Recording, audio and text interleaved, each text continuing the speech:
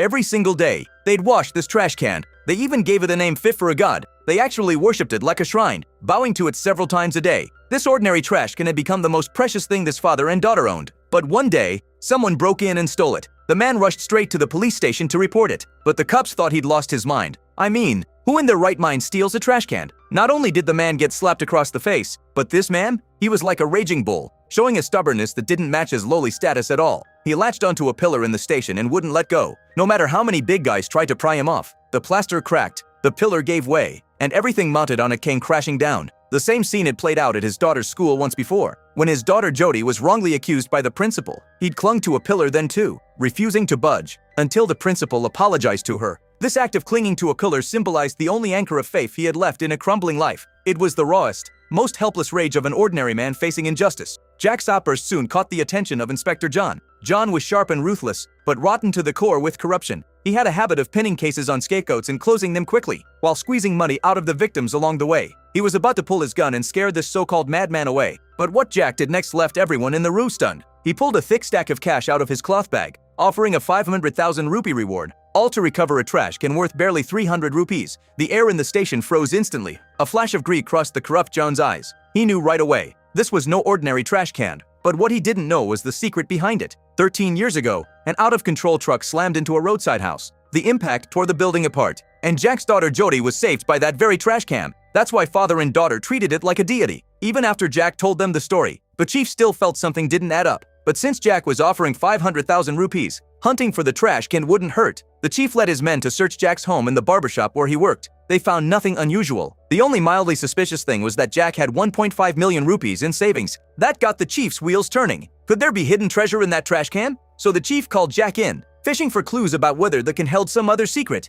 But Jack's answer caught them off guard. He offered him extra 200,000 rupees on top, just to get it back. Not only was Jack willing to spend a fortune on a trash can, he was hanging around the police station all day, every day. Even when the cops bossed him around, slapped him for no reason, Jack never complained. He showed up at the station like clockwork, until one day, the owner of an auto repair shop came to file a report. His employee Donna had been missing for days. Jack happened to glance at the man's photo, and his memory snapped back to the night of the robbery. After Jack had woken up, he'd found the parking receipt the robbers left behind. He tracked down the car owner Luke using the license plate. The moment Jack mentioned the car, Luke flew into a rage. His car had been at the shop a couple days earlier, and not only had the mechanic taken it for joyrides, his favorite sunglasses had been stolen too. So that day, Luke went to the shop demanding answers. Luke was a big, hulking man, and a local councilman. The shop owner couldn't afford to mess with someone like that, so he just took the beating. Right then, a man rode back in on a motorcycle. That was Donna, the one who'd stolen the sunglasses. Without a word, Luke grabbed the stool and charged. Donna was knocked out cold, and Luke unleashed pure fury on him. Luke threatened that if his sunglasses work returned within a day, he'd raise the entire shop to the ground. Everyone else was terrified, but Donna's eyes burned with cold fury. Clearly, he wasn't going to let this go. That night, he walked straight into the bar where Luke was drinking, and smashed Luke's glasses to pieces right in front of him. Luke was furious at the blatant provocation, ready to teach Donna a brutal lesson. But what nobody saw coming was that Donna had been holding back during the day. Now, he was a force of nature. Even 5 guys couldn't put a dent in him. And this whole scene, Jack happened to witness it. Blow by blow, Donna took them all down. Soon, the whole crew was on the ground, unable to move. And one line from Luke gave Jack his lead. Luke shouted that Donna had taken his car for joyrides, beaten him up, and that he'd settled the score one day. So once Donna left, Jack tailed him, but Donna spotted him on the way. He made a phone call for backup while leading Jack right into a track. The moment the motorcycle stopped at the warehouse, Jack walked into an ambush. A group of men pinned him down. Donna, smug as ever, admitted he was one of the robbers who broke him into Jack's home and ordered his men to chop off Jack's hand for fun. But the instant the blade came down,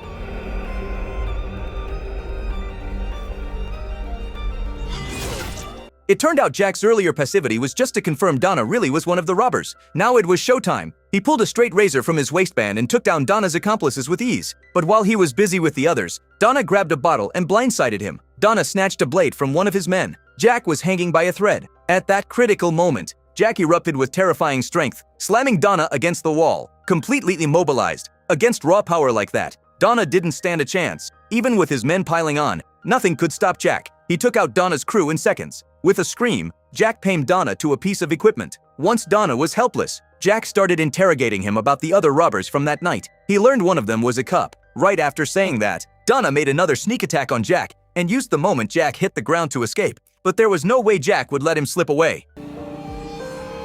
So why had Jack been hanging around the police station? He'd been hunting for the other robber. But all this trouble, just for a trash can? Was it really worth it? Obviously not. So what's the real reason? Hang tight. Let's keep going. Meanwhile, the cops were getting tired of searching for the trash can, so they came up with an idea. They brought in an informant named Mike and had him take them to a place that could custom make trash cans. They figured they'd just whip up a fake one and call it a day. 2 days later, the custom trash can was ready. It looked decent enough, but to fool Jack, it needed more work. Mike got to work using the photo as reference. He hammered indents, sprayed it with oxidizer for fake rust, and brushed it down for that worn look. A perfect 1-to-1 replica was born. Inspector John compared it to the photo and couldn't help but praise Mike's craftsmanship. But the job wasn't done yet. They still needed someone to take the fall as the thief. Even with the chief's wide network, nobody was willing. After all, getting outed as the guy who stole a trash can would make you the laughingstock of the criminal world. Even bumping the price up to 50,000 rupees didn't help. Just as the two of them were tearing their hair out, Mike volunteered for the job. Huge relief. John quickly contacted his colleagues at the station, telling them to bring Jack in to walk through the crime again,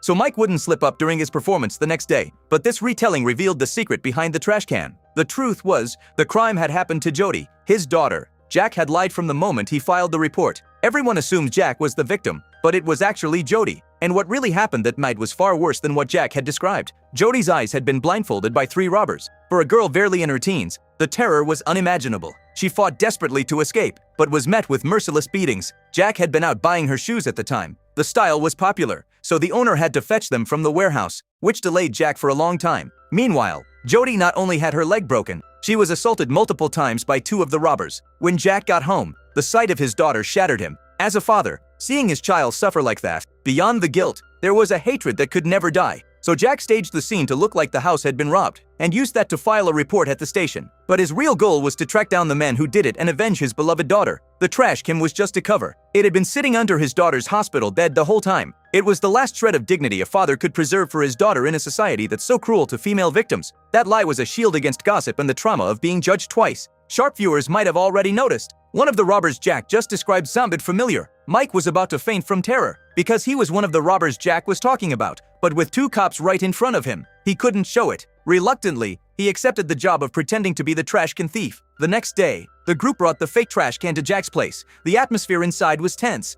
Jack knew the trash can was fake, but he wasn't going to call it out, because using this to expose the real robber was his actual goal. Mike, on the other hand, was a nervous wreck. Even though he was supposedly playing a role, he couldn't escape the fact that he really was one of the robbers. So when Mike reenacted the crime, he gave himself away fast. At first, he covered it well. After all, he'd lived it. But when he minded grabbing Jack from behind, Jack noticed something was off. The height Mike grabbed it matched Jody's height exactly. Jack's stare made Mike's blood run cold. Jack remembered his daughter saying one of the robbers had a lump on his back. To confirm this was the real robber, Jack found a chance to step forward and embrace him, slipping his hand to feel Mike's back. Sure enough, there it was, the lump. Now Jack had his answer. But when the chief asked how he wanted to handle Mike, Jack said he forgave him, said to let him go. The chief was stunned, but Jack had a plan of his own. Only by letting Mike go would he get his chance for revenge.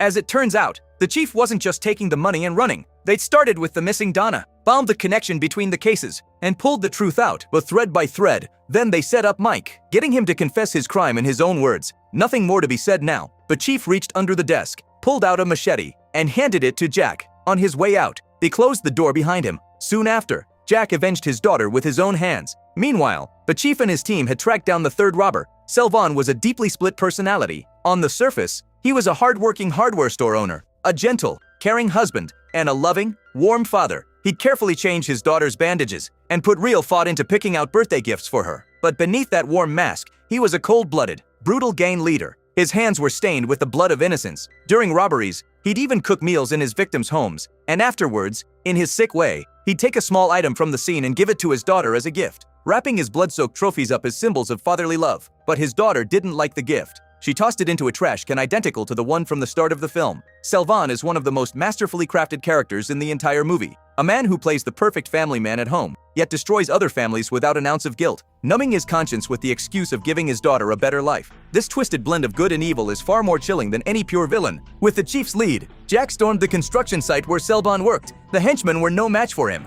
Selvan rushed over the moment he heard. Jack turned and charged at him. But the moment he saw Selvan's face, he froze on the spot. The two of them had met 13 years ago. Back then, Selvan came to Jack's barbershop for a shave because he was throwing his daughter a birthday party that day. While Jack was trimming his beard, the razor's battery died. Jack had to step out to buy a new one. By coincidence, Selvan's accomplice was called right then, warning him their previous crimes had hit the newspapers. They quickly worked out a plan and hung up. But when Selvan turned around, Jack was already standing right behind him, staring straight at him. Jack instinctively glanced at the newspaper, and Selvan was sure he'd overheard the call. So as soon as the shade was done, he hurried out. But by chance, the necklace he'd bought for his daughter was left behind at the shop. Since Jack had heard Selvan mention his daughter's birthday, he decided to deliver the necklace himself. Then came an even bigger coincidence. The moment Jack stepped out of his car, a police car pulled up right behind him. When Selvan saw Jack, he was walking ahead of a group of cops. It was all a horrible coincidence, and that's where the misunderstanding began. Selvan was hauled away in front of everyone at his daughter's birthday party, and he blamed it all on Jack. The misunderstanding hardened into hatred. 13 years later, Selvan was released from prison. His wife and child were nowhere to be found. The first person he came after was Jack, but the night they came for revenge, Jack's daughter happened to come home first, and those animals took all their hatred out on a single girl. For Jack, that was unbearable. He'd only meant well, yet a twist of fate had led to such a devastating outcome. The shot left Jack unable to fight back, but when Selvan pinned him down and taunted him with what they'd done to his daughter, the beast inside Jack started to wake. So when Selvan attacked again, Jack fought back.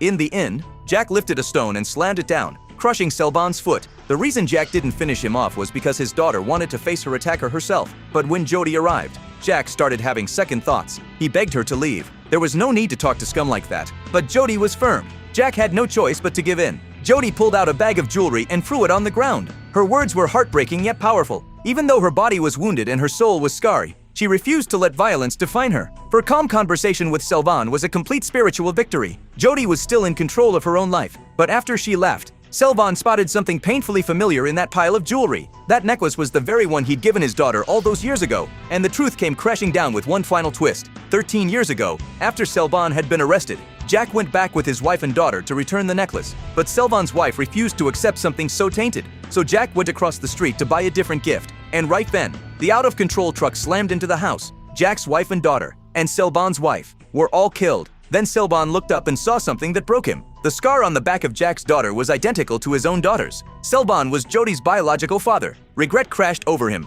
He crawled toward his daughter with everything he had, but Jack stepped in and blocked him. That single push from Jack severed Jody's connection to her vile father forever. Selvan crawled to the window in despair, watching his daughter walk away, drowning in regret. Tender memories of his daughter flashed alongside images of his violence, and as Selvan crashed to the ground below, the film comes to an end. Looking back, you'll notice the trash can that runs through the entire film was named Lakshmi by Jack, the Hindu goddess of wealth and good fortune. A clear metaphor for Jack's pure love for Jody. But the trash can's lowly status in everyday life mirrors the low position of women in Indian society. And the act of reporting a crime through a trash can hides a deeper truth about a corrupt justice system. In a country where gender discrimination runs deep, filing a report directly through Jody would lead nowhere. Worse, it would brand the victim as impure.